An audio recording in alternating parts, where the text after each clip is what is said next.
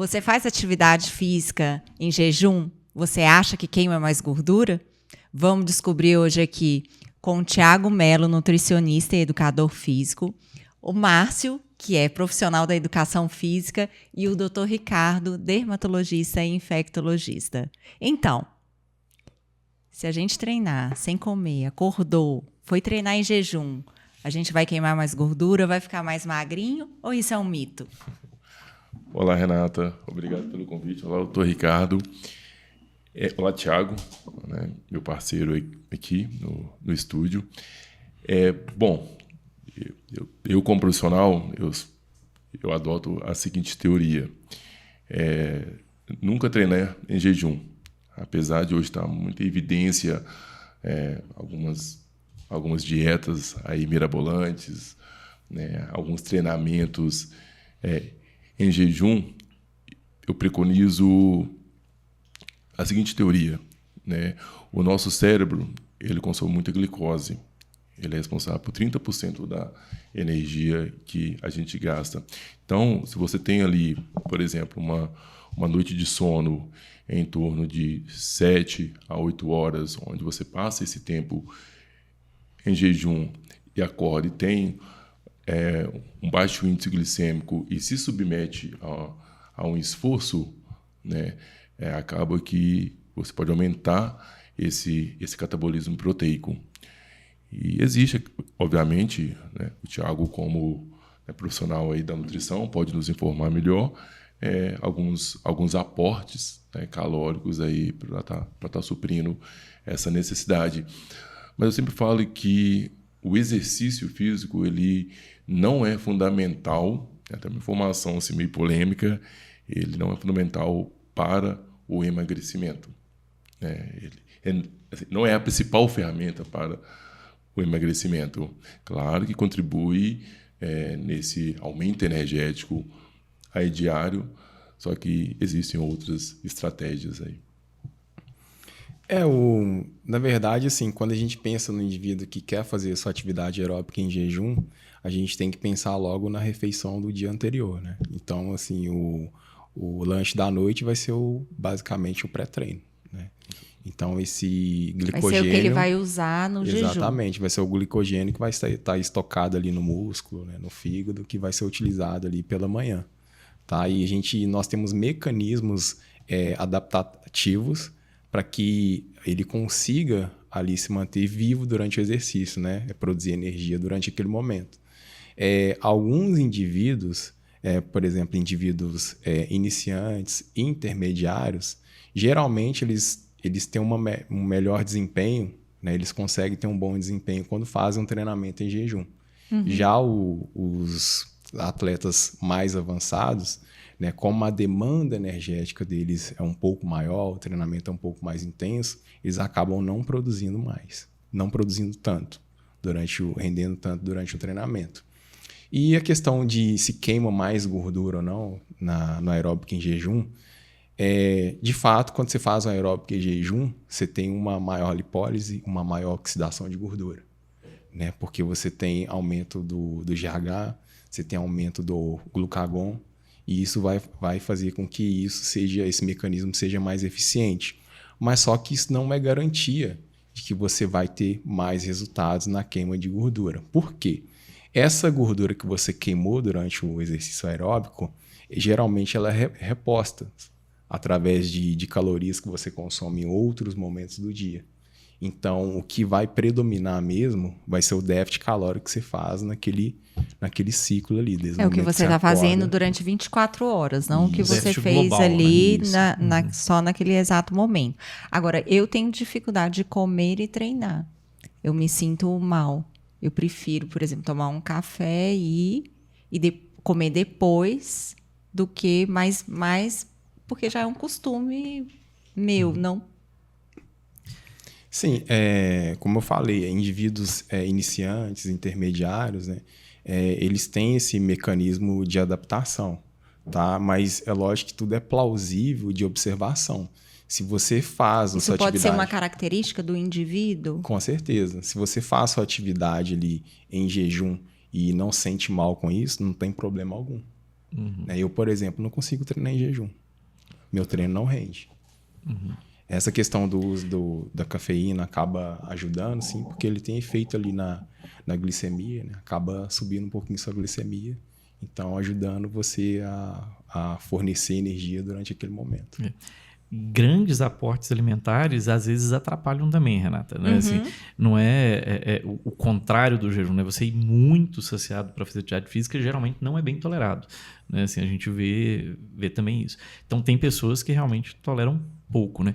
E outra coisa que o Thiago começou a falar que a gente tem que lembrar, quando é, por exemplo, um atleta de alto rendimento, uma pessoa que tem um gasto energético muito grande, se ela fica um longo período em jejum, ela vai precisar de energia para fazer aquela atividade física e ela tem que sair de algum lugar.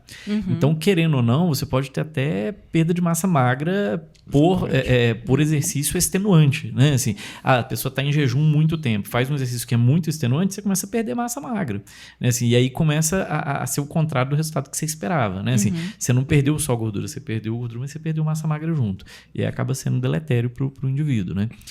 A gente vê isso no jejum prolongado, mas a gente vê isso também naqueles atletas que são de atividades que são muito prolongadas, né? Assim, por exemplo, esses atletas de maratona, de atividades que são longas, as atividades que são competitivas, os competidores eles chegam no final geralmente um pouco mais magros do que eles começaram e muitas vezes por perda de gordura e de massa magra, né? Assim, porque eles acabam queimando até que não precisava, mas é porque o exercício é muito extenuante ou muito prolongado. E já tem uma metabolização alta, Alta. né? Na verdade, esse catabolismo, ele pode acontecer, ele acontece, né? Tanto na questão da... O que é o catabolismo? É a conversão de molécula maior em molécula menor. E isso pode ser de qualquer substrato, seja de gordura, seja de massa muscular, certo?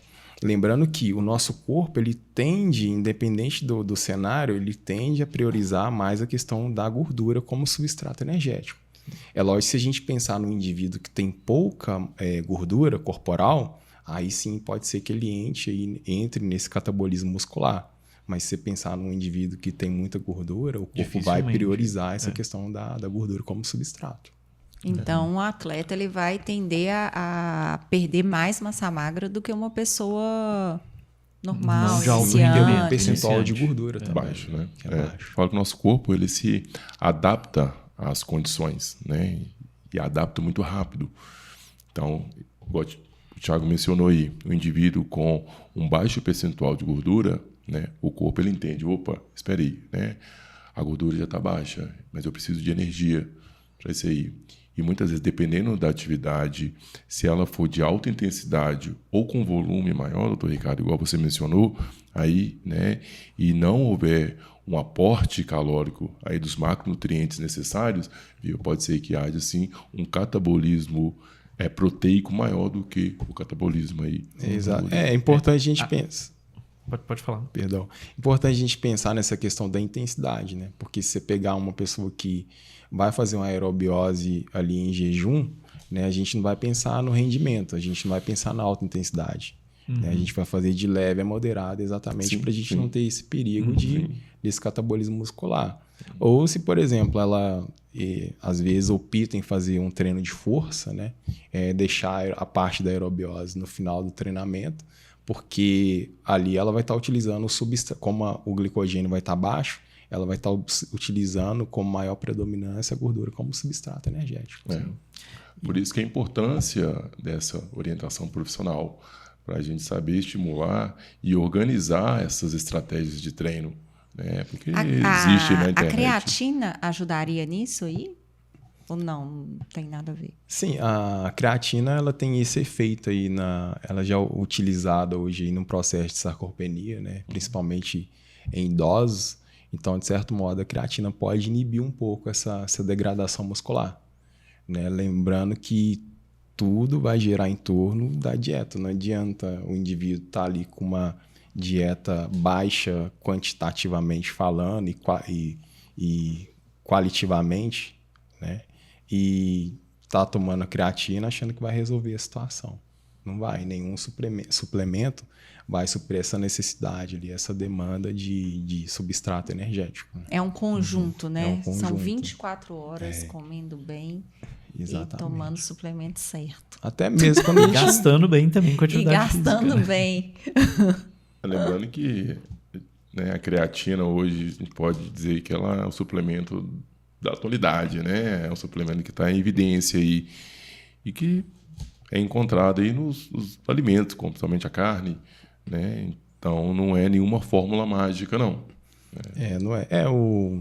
A gente, apesar de a gente conseguir nós encontrarmos a questão da creatina nas carnes, né? Nas carnes vermelhas principalmente, para a gente conseguir ali uma quantidade de creatina significativa ali de, por exemplo, de 5 a 6 gramas de creatina, a gente precisaria consumir mais que 1 quilo de carne por dia vermelha. E isso aí a gente acabaria ultrapassando a nossa necessidade diária de outros macronutrientes, como a proteína. Então, por isso que muitas vezes não é viável a gente estar adquirindo a creatina através da alimentação. A gente faz essa suplementação.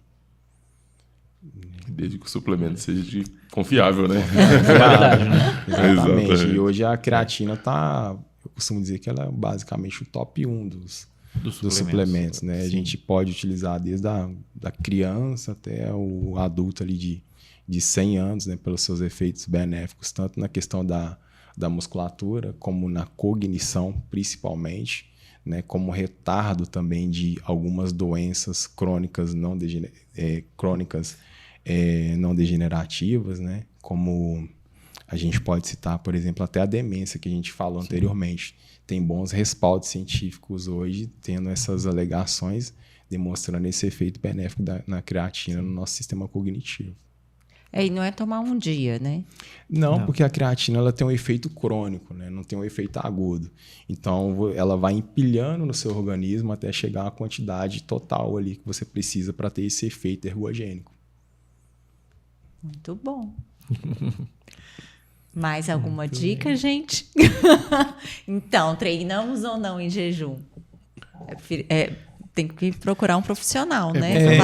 Acho que a vantagem, se a gente for colocar uma vantagem assim, em algumas pessoas que eu percebo do aeróbico em jejum, porque ele vai melhorar a sua disposição durante o dia. Porque ele tem um aumento das catecolaminas e ela tem esse efeito de deixar a gente mais aceso, mais motivado, né? Melhorar a nossa disposição do dia a dia. Nesse sentido, eu acho interessante, mas pensando em resultado, não tem diferença alguma você fazer uma aerobiose em jejum ou alimentado. E cada modalidade tem o seu propósito, tem o seu objetivo. Eu sempre falo isso. Quando se trata do treinamento aeróbico, a principal função dele é melhorar o consumo de oxigênio, né? É melhorar o condicionamento cardiorrespiratório. E muitas vezes está associado a um processo de emagrecimento.